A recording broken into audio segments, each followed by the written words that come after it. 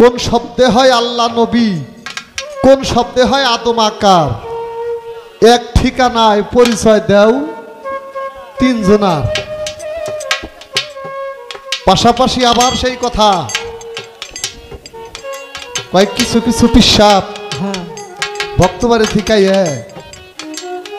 কয় যে ভিক্ষা বেশি উড়ে নাই। কথাটা খুব লজ্জাজনক কথা, কারণ আসলে যিনি পীর তিনি আসলে প্রকৃতপক্ষে বাদশাহ। একটা পীর কোনোদিন কাঙাল হইতে পারে না। আমরা অনেকেই মনে করি পীর মুর্শিদকে টাকা দিলে পীর মুর্শিদরা মনে হয় ভক্তবাড়ি টাকার জন্য আসে। না, পীর মুর্শিদরা টাকার জন্য ভক্তবাড়ি আসে না, ভক্তকে মুক্তি করার জন্য আসে। আগেকার রাজা জমিদাররা ওই তার রাজ্যের মধ্যে যতগুলা প্রজা থাকতো প্রত্যেকটা প্রজার কাছ থেকে রাজায় কর নিত না গো, খাজনা। শিল্পী সরকার বেলায়েতের যুগে মুর্শিদ হলো সেই রাজা, আর তার যতগুলো ভক্ত আছে এই ভক্তগুলো নিয়ে হচ্ছে তার রাজ্য, আর এই ভক্তগুলো হচ্ছে রাজ্যের প্রজা। ওই রাজার রাজ্যে বাস করতে চাইলে, থাকতে চাইলে এই রাজাকে কর দিয়ে তারপর থাকতে হবে। আর এই করটা এই জন্য দিতে হয়, আর একটা হিসাব আছে, শতকরা 2.5 টাকা দিতে হয়। এটা অনেক ভক্ত জানে না, কই এত টাকা মুর্শিদকে দেব কেন দেয় না। কিন্তু ওই বেটা পরে খেয়াল করে এই বছরে মোটামুটি 2, 4, 20, 50, 2-4 লাখ টাকাও ডাক্তার রে দিতেছে, কিন্তু ওই এইটা বুঝে না যে আমি 10টা টাকা মুর্শিদের হাতে দিলে আমার এই বিপদটা হয়তো মুক্ত হয়ে যাইতে পারে। মূলত পক্ষে ভক্তকে মুক্তি করার জন্য মুর্শিদ এটা নিয়ে থাকে, কারণ ওর যত জয় ঝামেলা আছে ওগুলো সব মুর্শিদের মাথার উপর নিয়ে নেয়। যদি বলেন তার প্রমাণ কি, শফিক সরকার প্রমাণ এখন দিতেছি। এই রাখ, যখন আপনারা বায়াত পড়েছেন গুরুর কাছে, গুরু বায়াত দেয়, ভক্তকে বায়াত দেওয়ার সময় মুর্শিদ একটা কথা বলে, বাবা তুমি আজকে আমার হাতে বায়াত হইলে তোমার জীবনের যৌবনের সেরেকি, বেদাতি, কাফেরি, কুফুরি যত রকমের গুনাহ আছে সব আমি মুর্শিদ আজকে আমার মাথায় তুলে নিলাম, তোমাকে মুক্ত করে দিলাম। আজকে থেকে নিষ্পাপ। এই কথাটা গুরু বলে না। তারপরের বাক্য হলো মুর্শিদ বলে, বাবা আমার হাতে হাত দিয়ে আজকে তোর পাপের বোঝা আমার মাথায় তুই দিয়ে গেলি, আজকে থেকে আমার দিক নির্দেশন যদি তুমি মানিয়া চলো, কাল হাসরের মাঠে যদি কোনো জবাবদিহিতা করতে হয় আমি পীর তোমার জন্য এই দায়ী হয়ে যাব। আর যদি তুমি আমার কথা না শোনো, কাল হাসরের মাঠে পীর দায়ী হবে না। ভাই বলো, বন্ধু বলো, মাতা বলো, পিতা বলো, ঘরের স্ত্রী বলো, সন্তান বলো, তোমার পাপের ভাগ কেউ নিতে চায় না, নেবে না। শুধু একটা ব্যক্তি নেয়, সেটা হচ্ছে যার যার মুর্শিদ। আমার দয়াল আসির চান বলেছে, বাবা গুরু যদি ভক্তের বাড়ি যায়,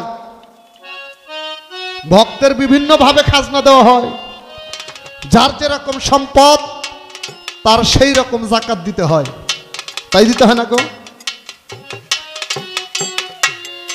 যদি তোমার কাছে টাকা না থাকে, যদি তোমার কাছে দেওয়ার মতো কোনো কিছুই না থাকে, তুমি তোমার বাড়ির এক চিমটি মাটি হলেও তোমার মুর্শিদের হাতে দিয়ে দাও। গুরু ভজন বাবা সহজ কথা না।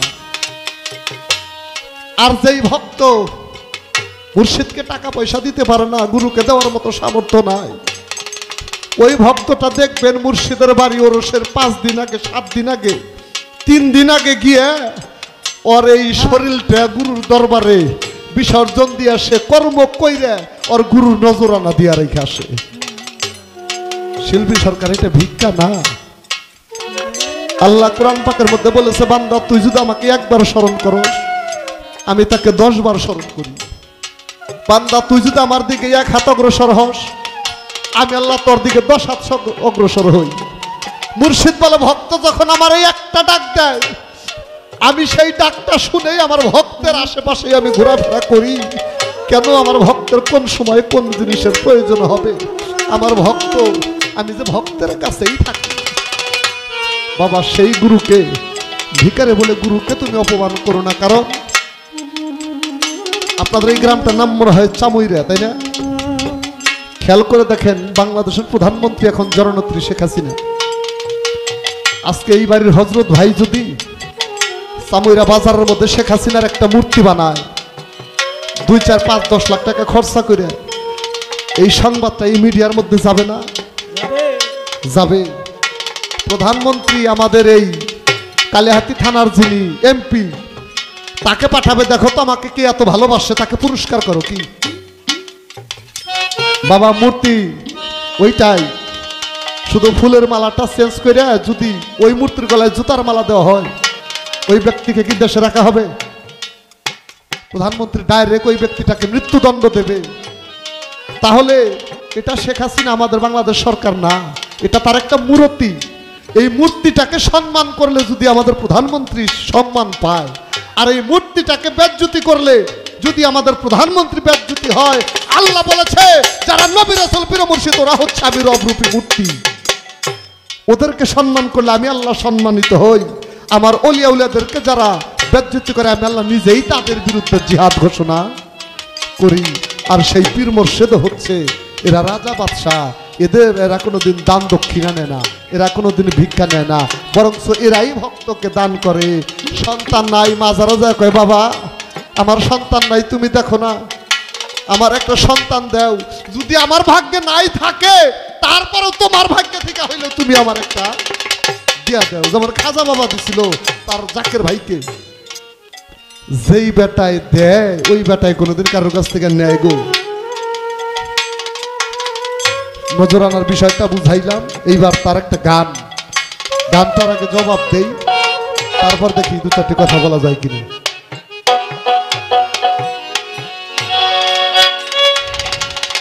ওরে কুদরতে মাকা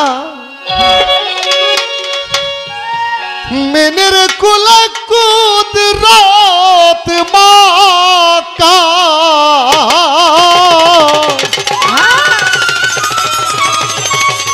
কুদরত মাকা মিনের কুলে আল্লাহ বসাইল তার পাক পান যাতন।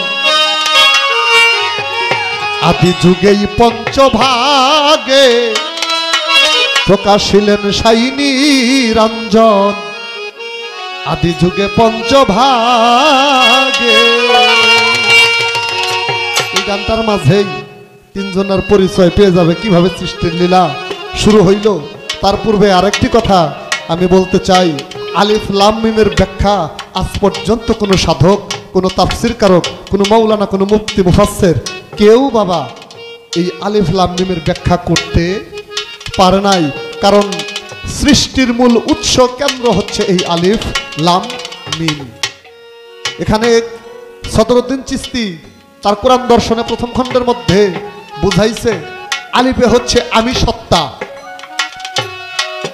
লামে হচ্ছে লয় প্রাপ্ত হওয়া, মিমে হচ্ছে মুহাম্মদী সত্তা।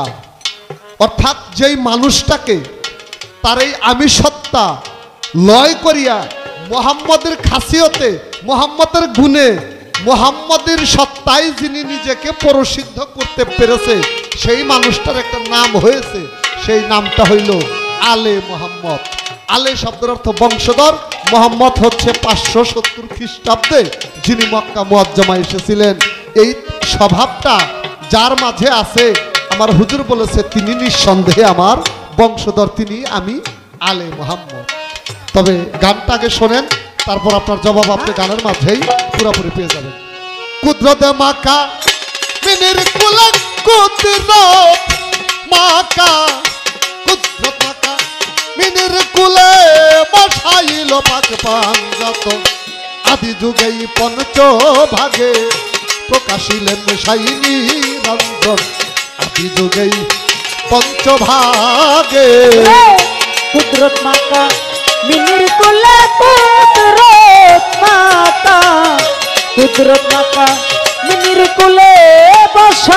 পাক পাঞ্জাত আদি যুগে পঞ্চভাগে প্রকাশিল সাই নিরঞ্জন আদি যুগে পঞ্চভাগে।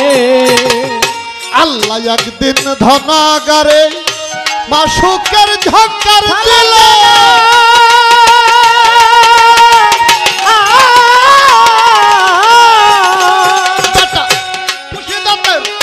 কালে দিয়াই আলে পেশাব মারিল রে, আলে পেশাব মারিল রে, আলে পেশাব মারিল।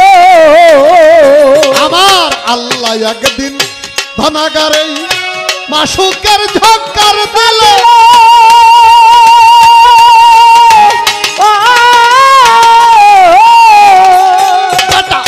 পুষি দাঁতে কালি দিয়া আলে পেশাব মারিল রে, আলে পেশাব মারিল রে, আলে পেশাব মারিল।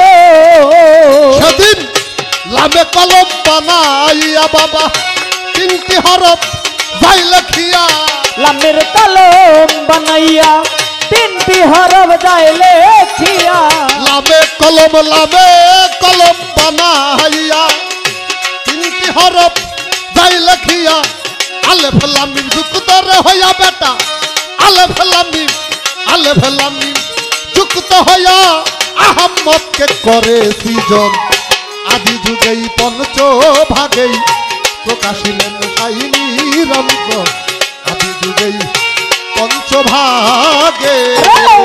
কুদরত মাতা মিনির কোলে কুদরত মাতা, কুদরত মাতা মিনির কোলে বসাইল পাক পাঞ্জাত আদি যুগে পঞ্চভাগে প্রকাশিল সাই নিরঞ্জন আদি যুগে পঞ্চভাগে। বেছিল তার সামনে গো খারা সেদিন আলেপকে ছালাম জানা,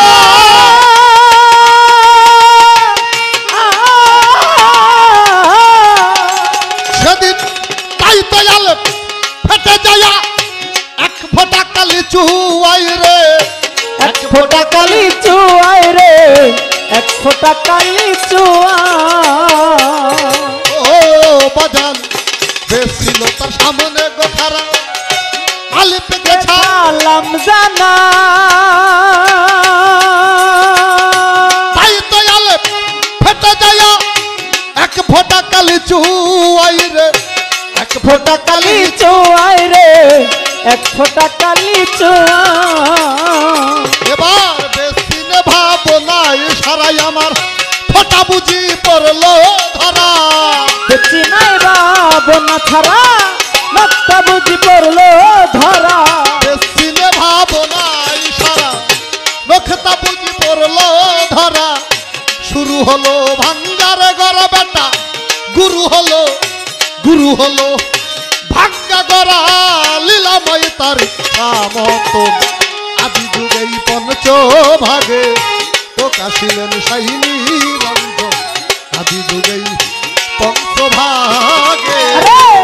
কুদরত মাতা মিনির কোলে কুদরত মাতা, কুদরত মাতা মিনির কোলে বসাইল পাক পাঞ্জাত আদি যুগে পঞ্চভাগে প্রকাশিল সাই নিরঞ্জন আদি যুগে পঞ্চভাগে। এসকবাজি করে আলেপ তার সুজন ভাই নক্তা যখন যায় ছুটে,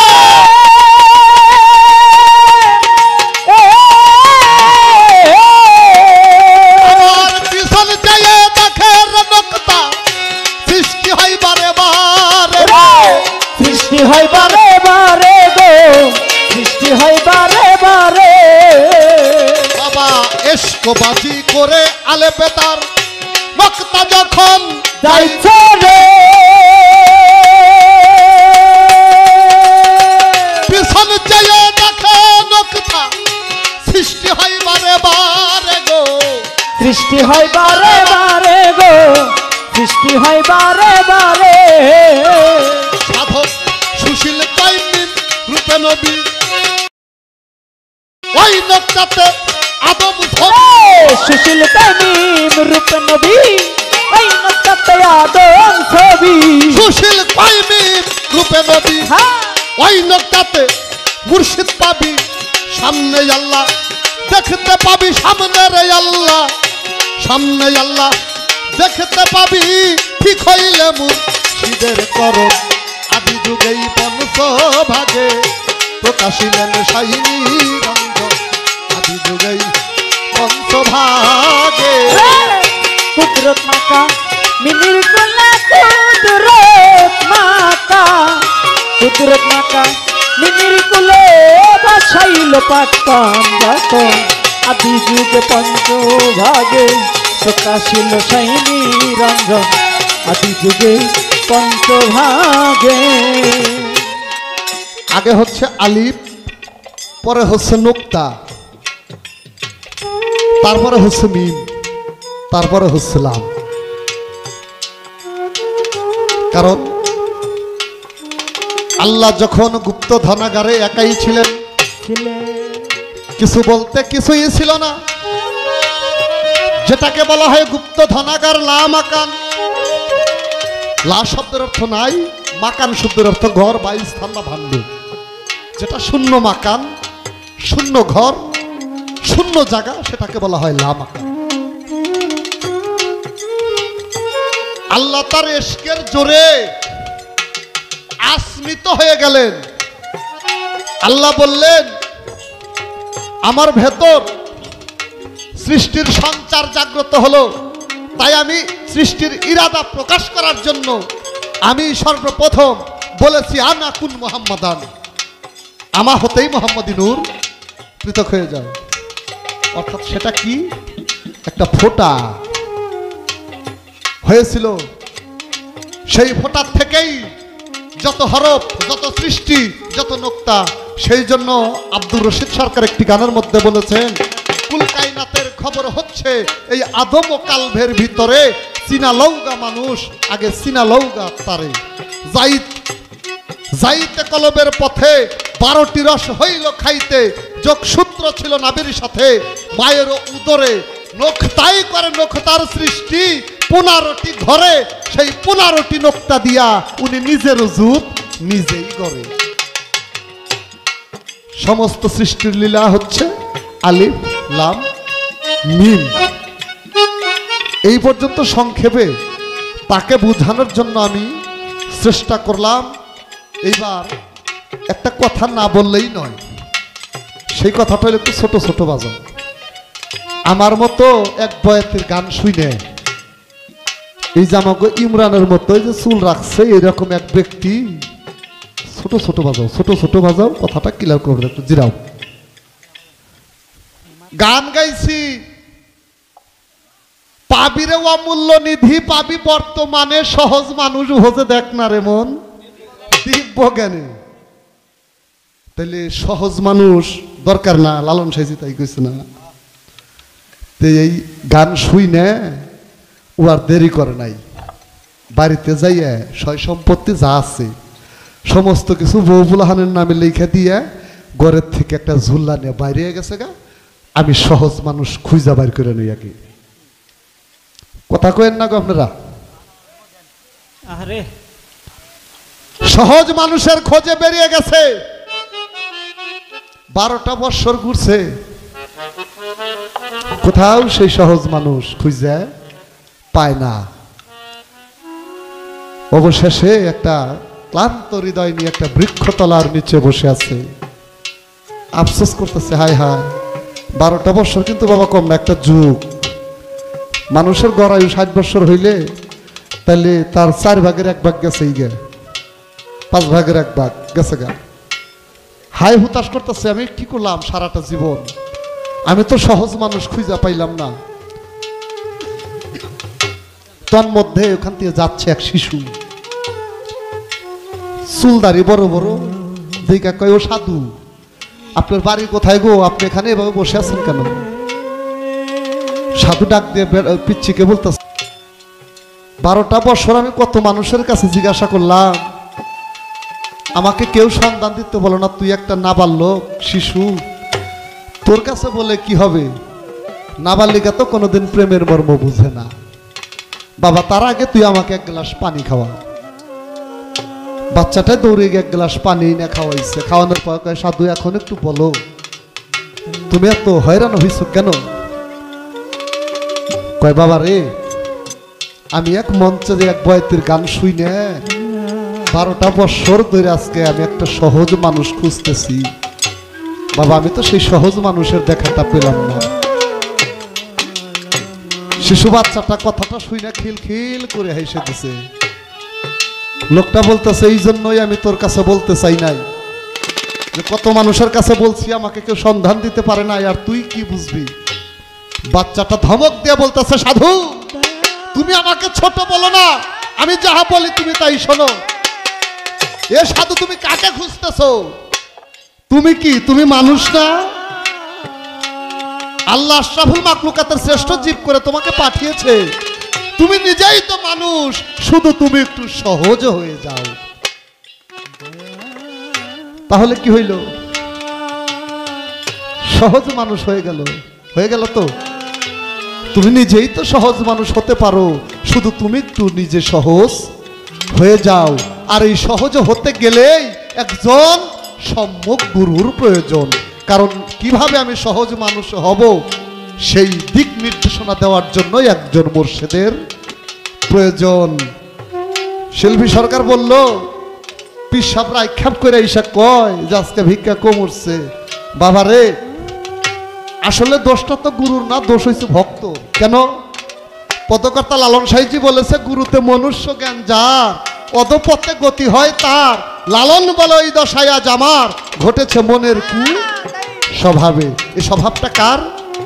শিষ্যের। আপনারা জানেন সনাতন ধর্মের মধ্যে একজন দেবতা অবতার হয়েছিলেন যার নাম হচ্ছে শ্রীকৃষ্ণ মহাপ্রভু। এই শ্রীকৃষ্ণর ভক্ত ছিলেন রাজা অর্জুন, পঞ্চ পাণ্ডবের মধ্যে একজন। এই রাজা অর্জুন যুদ্ধে গিয়ে অনেক মানুষ হত্যা করেছিল, শুনেছে জীব হত্যা মহাপাপ। শ্রীকৃষ্ণকে বলতেছে সখা, বন্ধু বলে ডাকতো, সখা মানে বন্ধু, আমরা যে এতগুলো মানুষ মেরে আসলাম তাতে তো আমাদের পাপ হয়েছে, তাহলে এই পাপটাকে মোচন করি কিভাবে? শ্রীকৃষ্ণ বললেন অর্জুন রে, তোকে বৈষ্ণব সেবা দিতে হবে। বৈষ্ণব শব্দের অর্থ হচ্ছে ভক্ত। যেমন এই আজকে আমার বাচ্চু চান্দের ভক্ত আমার মোহাম্মদ আলী সাহেব এই যে সমস্ত ভক্ত আশেকানকে নিমন্ত্রণ করে যে মেলাটা বসাইছে এটাকে বলা হয় ভক্ত সমাবেশ। সনাতন ধর্মে বলা হয় এটাকে বৈষ্ণব সমাবেশ। তোকে বৈষ্ণব সেবা দিতে হবে। বলে এখন এই বৈষ্ণব কোথায় পাই আমি? বলে তুমি রহিদাসের বাড়িতে চলে যাও। রহিদাস হচ্ছে মুসির ছেলে। সনাতন ধর্মের মধ্যে সর্বনিকৃষ্ট জাত হচ্ছে মুসি। রাজা অর্জুন বলতেছে সখা, আমি হচ্ছি রাজা অর্জুন, ক্ষত্রিয় কুলে জন্ম আমার, আমি কি করে একটা মুসির বাড়িতে যাই?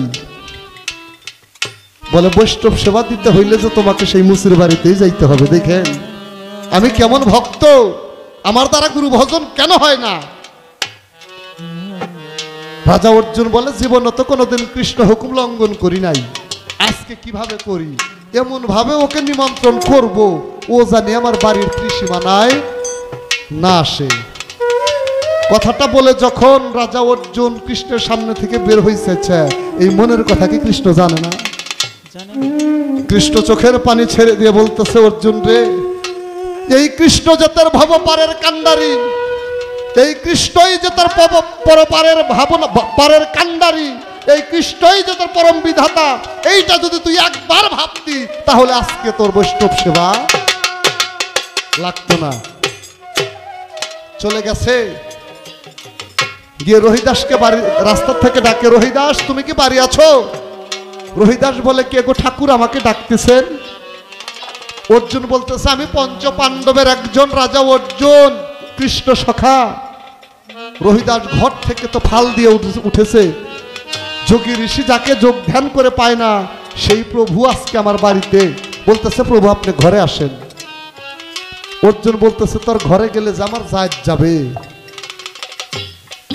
চোখের পানি ছেড়ে দে। রহিদাস দুই চোখের জলে বুক ভাসায়, বলে প্রভু আমি যে মুসি হয়েছি এতে তো আমার কোনো দোষ নাই, আমার মুর্শিদ আমাকে মুচি করে যদি সে আনন্দ পায়, তাহলে এতে আমার কি করার আছে? আপনি একটু ঘরে আসেন, বৃষ্টি পড়তেছে। বলে প্রভু আপনি ভিজে যাচ্ছেন, আপনি আমার ঘরে আসেন। ঘরের মধ্যে গিয়ে দেখে তালে পাতার কুড়ে ঘর, রহিদাস দাঁড়িয়ে আছে, আসমান দেখা যাচ্ছে। রাজা অর্জুন ঘরের ভিতর ঢুকেছে, রহিদাসের গায়ে এক ফোঁটা পানি পড়ে না, কিন্তু রাজা অর্জুনের গায়ে পানি পড়তেছে। বলে প্রভু আপনি আমাকে একটু স্পর্শ করেন, আপনি আমাকে একটু স্পর্শ করলে আপনার গায়েও আর পানি পড়বে না। তখন কয় তোকে শুইলে তো আমার জায়েজ চলে যাবে। বলে এখানে কেউ দেখবে না, আপনি আর আমি, আমাকে একটু স্পর্শ করেন, নয়তো আপনি ভিজে যাচ্ছেন। রহিদাসকে স্পর্শ করার সাথে সাথে বৃষ্টি আর রাজা অর্জুনের গায়ে পড়ে না। ভক্ত মুর্শিদের পরশ চায় সুজন ভাই। আর পরশ কি? পরশটাই যে কর্ম, এটাও অনেকেই জানে না। এটা এরা মনে করে আমার শরীরের সাথে, মুর্শিদের শরীরের সাথে ছোঁয়া লাগলেই মনে হয় পরশ হইল। এটা পরশ না বাবারা। এইবার রহিদাস বিনয় করে বলতেছে প্রভু আপনি আমার মুর্শিদের সাথে থাকেন, আমি আমার মুর্শিদকে সদা সর্বদাই আমি দেখতে পাই না, আমি যেতেও পারি না।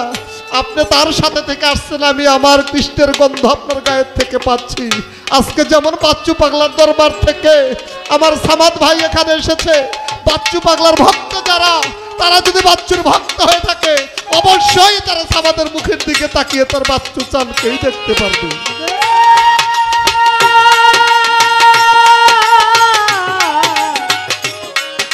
দয়াল রে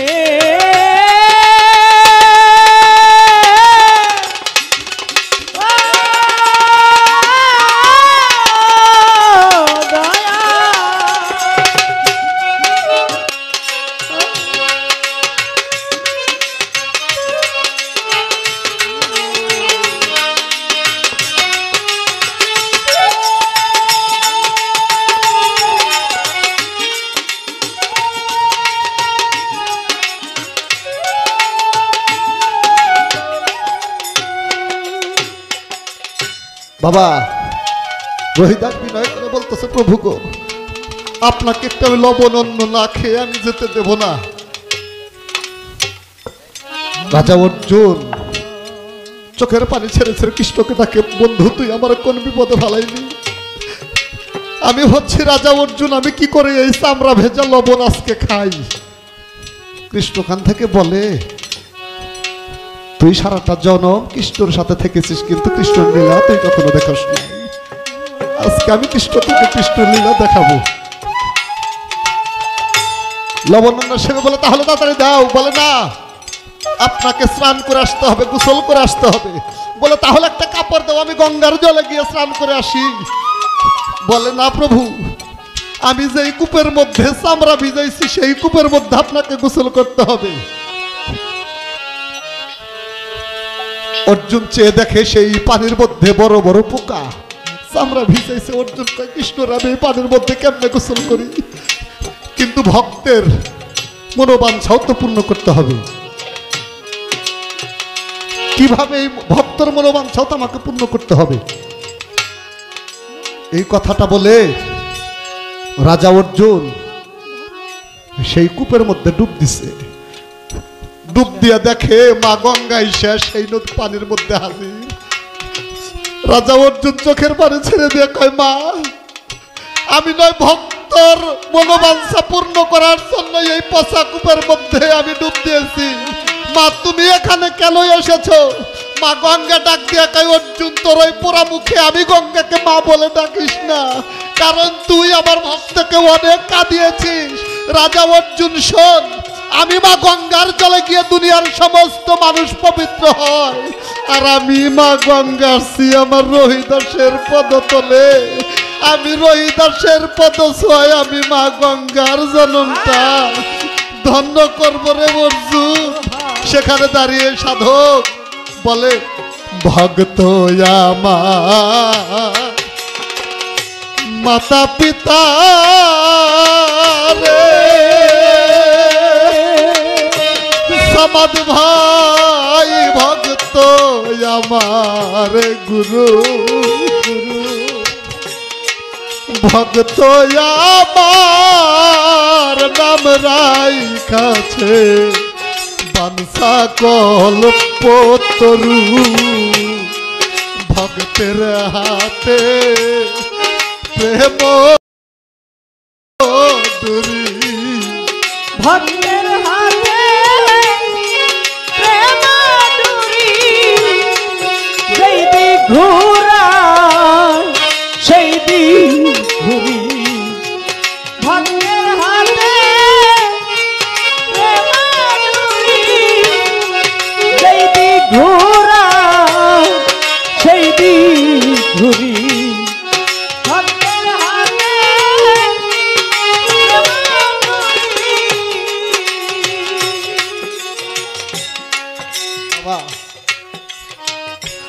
মা গঙ্গা ডাক দিয়া কে অর্জুন, বাবা তুমি জানো না দুনিয়ার মানুষ আমার জলে গিয়ে পরিশুদ্ধ হয়, আর আমি মা গঙ্গার আমার ভক্তের কাছে আমি সাধুগুরু ভক্তের পদছোঁয়া পেয়ে আমি মা গঙ্গার জীবন ধন্য করি।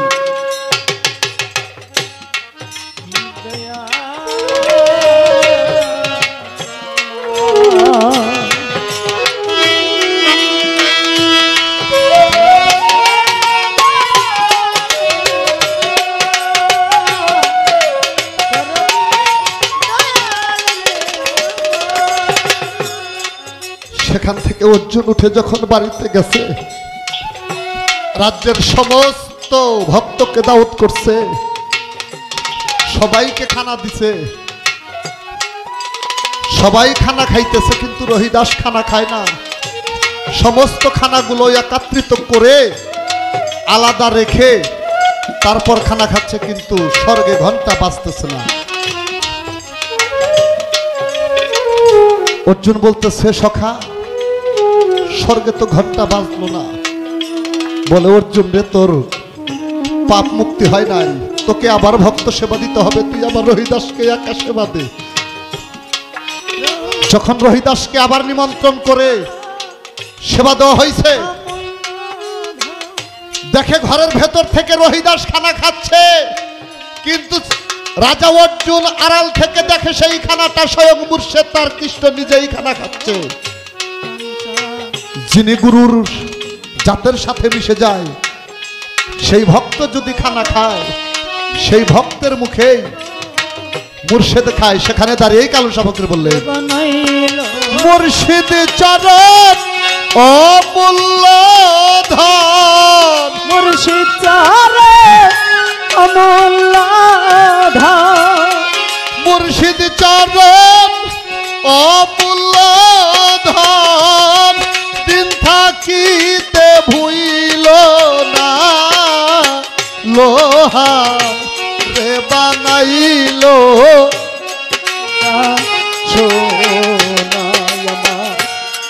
দয়াল পরশ মনি গো লোহা রে বানাইল কাঞ্চা সোনা। ওরে মুর্শিদ চরণ অমূল্য ধন, মুর্শিদ চরণ অমূল্য ধন, দিন থাকিতে ভুইল না লোহা রে বানাইল কাঞ্চা সোনা। দয়াল পরশ মনি গো লোহা রে বানাইল কাঞ্চা সোনা। আমার মুর্শিদ নামটি যে করলো সাদ, ওরে আমার বাচ্চু পাগলের না, যে করল সাধ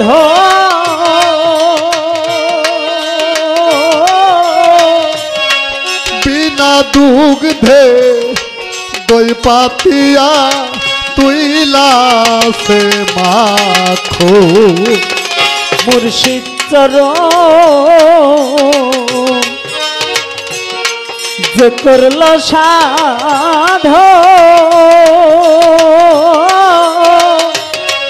বিনা দুধে দুই পাতিয়া তুইলাছে মাখো ওরে সেই সে মাখো করলে মাখো সেই সে মাখো লে মাখো বাবা খোদা থাকে না লোহা রে বানাইলো কাঞ্চা সোনা আমার দয়াল পরশ মনি গো লোহা রে বানাইলো কাঞ্চা সোনা ওরে মুর্শিদ তারা আমুল্লাধা মুর্শিদ তারা আমুল্লাধা দিন থাকিতে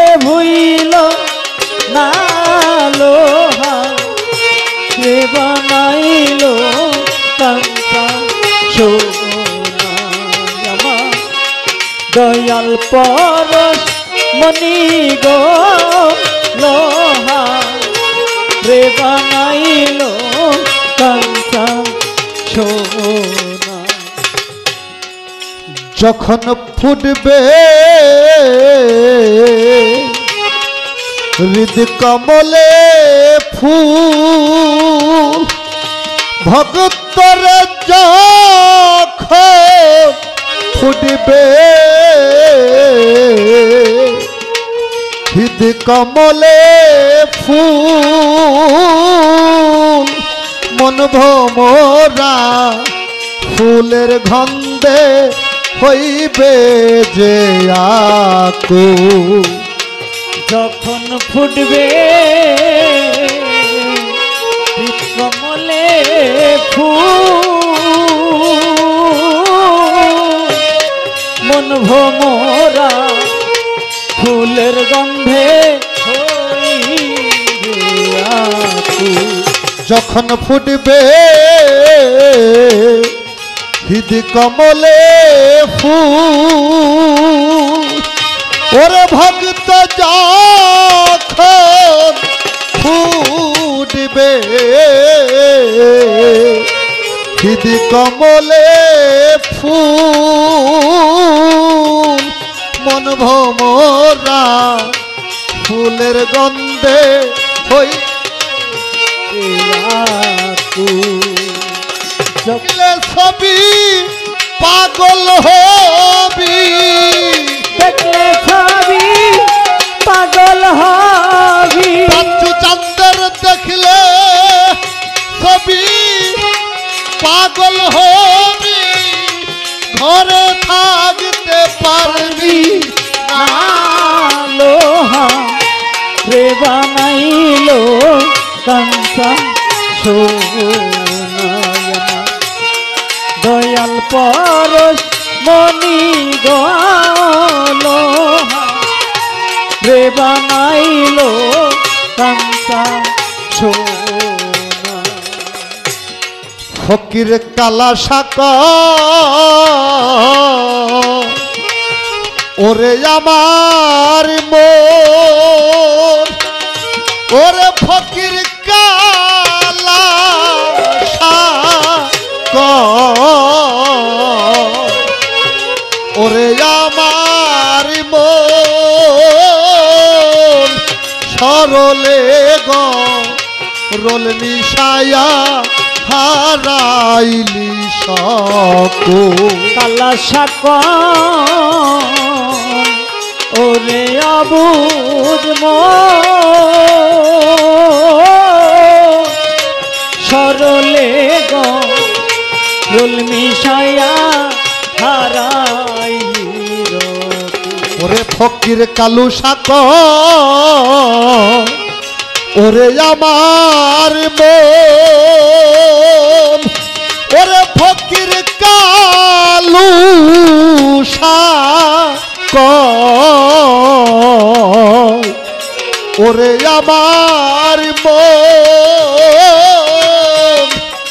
সরলে গরল মিশায়া হারাইলি সকল সরল দেশে গেলে রে মন সরল দেশে গেলে রে তো সরল দেশে গেলে রে মন সরলের ভাব থাকে না লো